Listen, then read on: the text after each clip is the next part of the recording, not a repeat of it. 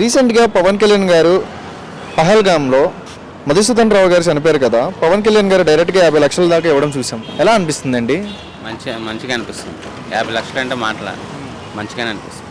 బాగానే చేస్తారు. పవన్ కళ్యాణ్ గారు డైరెక్ట్ ఆయనే స్వయంగా వెళ్ళి వాళ్ళ ఫ్యామిలీని దగ్గరికి వెళ్ళి మాట్లాడడం కానీ, ధైర్యం చెప్పడం కానీ, ఒక ఆంధ్రాలో ఇలా జరిగింది, ఒక పర్సన్కి ఇలా జరిగిందని చెప్పి ఆయనే స్వయంగా వెళ్ళి వాళ్ళ ఫ్యామిలీ గురించి వెళ్ళి మాట్లాడడం కానీ ఎలా అనిపిస్తుంది? మంచితనం అనిపిస్తుంది. బాగానే చేశారు. పవన్ కళ్యాణ్ గారు దేశం గురించి ఆలోచించే విధానం కానీ, ఆయన మాట్లాడే మాటలు కానీ, దీని గురించి ఏం చెప్తారు? మంచి పనులే చేస్తున్నారు. ఇంకా చేయాలని కోరుకుంటున్నాను. మరి నేను చేసినా కూడా పవన్ కళ్యాణ్ గారు చాలామంది టార్గెట్ చేసి మాట్లాడుతున్నారు కదా, పవన్ కళ్యాణ్ మీద కామెంట్స్ చేస్తున్నారు కదా చాలామంది.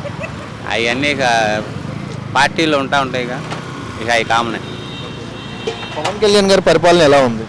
బాగానే ఉంది. కాకపోతే ఇప్పుడే బిగును, ఇంకా టైం ఉందిగా, నిదానంగా చేసుకుంటూ వస్తున్నారు. అదేవిధంగా గిరిజనులకు చెప్పులు కూడా ఇప్పించాడు కదా, ఎలా అనిపిస్తుంది? మంచిది, బాగానే అనిపించింది.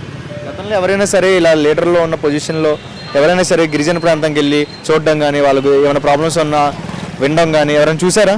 లేదు న్యూస్లో కూడా ఇలా. ఇప్పుడు ఎలా అనిపిస్తుంది? వచ్చిన ఒక సంవత్సరంలో డిప్యూటీ సీఎం పవన్ కళ్యాణ్ గారు తిరగడం కానీ, ప్రజల్లో ఉండడం కానీ ఎలా అనిపిస్తుంది? బాగానే అనిపిస్తుంది. పవన్ కళ్యాణ్ గురించి ఒక మాటలో చెప్పాలంటే ఏం చెప్తారు? మంచి పనులు చేస్తూ ఉన్నారు.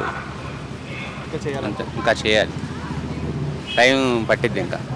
సో కాశ్మీర్ సరౌండింగ్స్లో ఇలా జరిగిన పర్సన్స్కి డైరెక్ట్గా వెళ్ళి మాట్లాడడం కానీ, ఈ టైప్ ఆఫ్ డబ్బులు కూడా హెల్ప్ చేయడం కానీ, ఒక 50 లక్షల దాకా ఎవరైనా చేస్తారండి? ఇంత లీడర్ పొజిషన్లో ఉండి ఇంత డబ్బులు ఎవరైనా ఇస్తారా? ఎవరు చేయలేరండి. ఏదో 5-10 చేస్తారు కానీ 50 లక్షలు అంటే బాగానే చేస్తారు. సో మంచి పని అంటారా ఇలా వెళ్ళి సపోర్ట్ చేయడం ఫ్యామిలీకి? మంచి పని.